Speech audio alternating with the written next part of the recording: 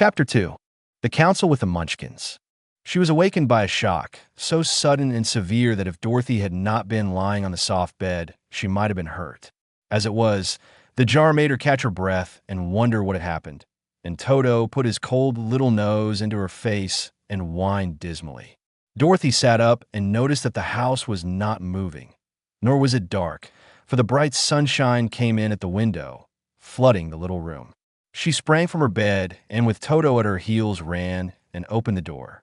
The little girl gave a cry of amazement and looked about her, her eyes growing bigger and bigger at the wonderful sight she saw. The cyclone had set the house down very gently, for a cyclone, in the midst of a country of marvelous beauty. There were lovely patches of greensward all about, with stately trees bearing rich and luscious fruits. Banks of gorgeous flowers were on every hand, and birds with rare and brilliant plumage sang and fluttered in the trees and bushes. A little way off was a small brook, rushing and sparkling along between green banks, and murmuring in a voice very grateful to a little girl who had lived so long on the dry, gray prairies.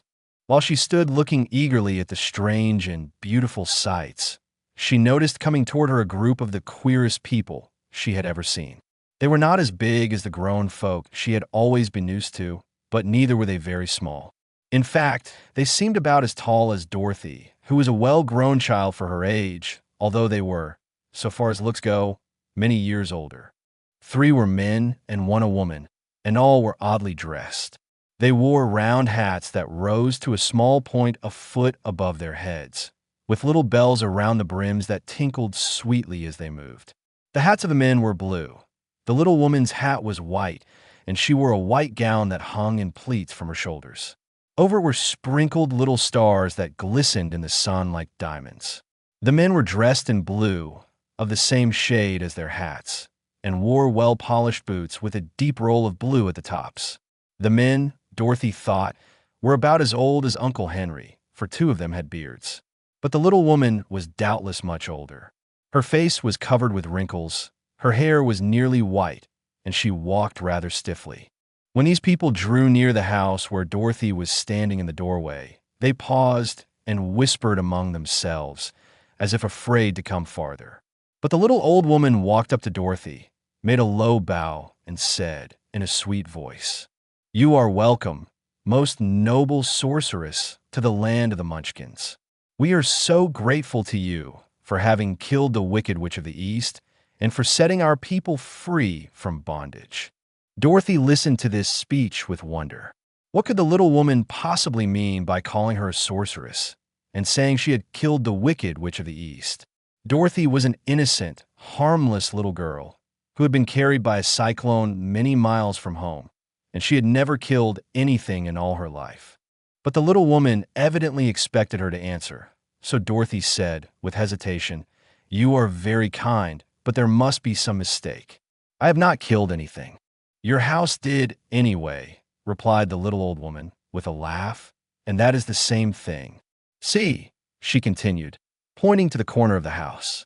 "There are her 2 feet still sticking out from under a block of wood." Dorothy looked and gave a little cry of fright.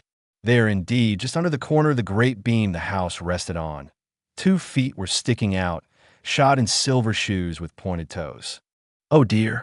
Oh dear!" cried Dorothy, clasping her hands together in dismay. "The house must have fallen on her. Whatever shall we do?" "There is nothing to be done," said the little woman calmly. "But who is she?" asked Dorothy. "She was the Wicked Witch of the East, as I said," answered the little woman. "She has held all the Munchkins in bondage for many years, making them slave for her night and day. Now they're all set free, and are grateful to you for the favor." "Who are the Munchkins?" inquired Dorothy. "They're the people who live in this land of the East, where the Wicked Witch ruled." "Are you a Munchkin?" asked Dorothy. "No, but I am their friend, although I live in the land of the North. When they saw the Witch of the East was dead, the Munchkins sent a swift messenger to me, and I came at once. I am the Witch of the North." "Oh, gracious!" cried Dorothy. "Are you a real witch?" "Yes, indeed," answered the little woman. "But I'm a good witch, and the people love me. I am not as powerful as the Wicked Witch was who ruled here, or I should have set the people free myself.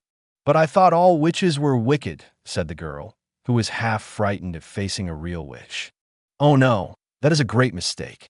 There are only 4 witches in all the land of Oz, and 2 of them, those who live in the north and the south, are good witches. I know this is true, for I am one of them myself, and cannot be mistaken. Those who dwelt in the east and the west were, indeed, wicked witches, but now that you have killed one of them, there is but one wicked witch in all the land of Oz, the one who lives in the west. But, said Dorothy, after a moment's thought, Annam has told me that the witches were all dead, years and years ago. Who is Auntem? Inquired the little old woman. She's my aunt who lives in Kansas, where I came from. The witch of the north seemed to think for a time, with her head bowed and her eyes upon the ground. Then she looked up and said, I do not know where Kansas is, for I have never heard that country mentioned before. But tell me, is it a civilized country? Oh yes, replied Dorothy. Then that accounts for it. In the civilized countries, I believe there are no witches left, nor wizards, nor sorceresses, nor magicians. But, you see, the land of Oz has never been civilized, for we are cut off from all the rest of the world. Therefore, we still have witches and wizards amongst us. Who are the wizards? Asked Dorothy. Oz himself is the great wizard, answered the witch, sinking her voice to a whisper. He is more powerful than all the rest of us together. He lives in the City of Emeralds. Dorothy was going to ask another question, but just then the Munchkins, who had been standing silently by, gave a loud shout and pointed to the corner of the house where the wicked witch had been lying. What is it? Asked the little old woman, and looked and began to laugh. The feet of the dead which had disappeared entirely, and nothing was left but the silver shoes. She was so old, explained the witch of the north, that she dried up quickly in the sun. That is the end of her. But the silver shoes are yours, and you shall have them to wear. She reached down and picked up the shoes, and after shaking the dust out of them, handed them to Dorothy. The witch of the east was proud of those silver shoes, said one of the Munchkins, and there is some charm connected with them, but what it is we never knew. Dorothy carried the shoes into the house and placed them on the table. Then she came out again to the Munchkins and said, I'm anxious to get back to my aunt and uncle, for I am sure they will worry about me. Can you help me find my way? The Munchkins and the witch first looked at one another, and then at Dorothy, and then shook their heads. At the east, not far from here, said one, there is a great desert, and none could live to cross it. It is the same at the south, said another, for I have been there and seen it. The south is the country of the Quadlings. I am told, said the third man, that it is the same at the west, and that country where the Winkies live is ruled by the wicked witch of the west, who would make you her slave if you passed her way. The north is my home, said the old lady, and at its edge is the same great desert that surrounds this land of Oz. I'm afraid, my dear, you'll have to live with us. Dorothy began to sob at this, for she felt lonely among all these strange people. Her tears seemed to grieve the kind-hearted Munchkins, for they immediately took out their handkerchiefs and began to weep also. As for the little old woman, she took off her cap and balanced the point on the end of her nose, while she counted 1, 2, 3 in a solemn voice. At once the cap changed to a slate, on which was written in big, white chalk marks, Let Dorothy go to the City of Emeralds. The little old woman took the slate from her nose, and having read the words on it, asked, Is your name Dorothy, my dear? Yes, answered the child, looking up and drying her tears. Then you must go to the City of Emeralds. Perhaps Oz will help you. Where is this city? Asked Dorothy. It is exactly in the center of the country, and is ruled by Oz, the great wizard I told you of. Is he a good man? Inquired the girl anxiously.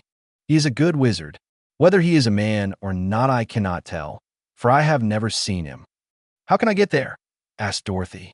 You must walk.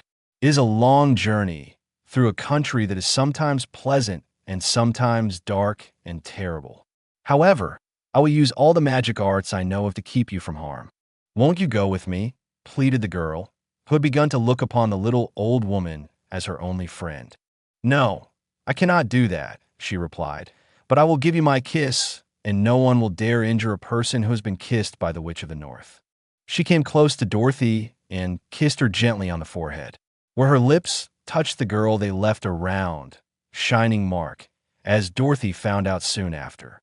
"The road to the City of Emeralds is paved with yellow brick," said the witch, "so you cannot miss it. When you get to Oz, do not be afraid of him, but tell your story and ask him to help you. Goodbye, my dear." The three Munchkins bowed low to her and wished her a pleasant journey, after which they walked away through the trees.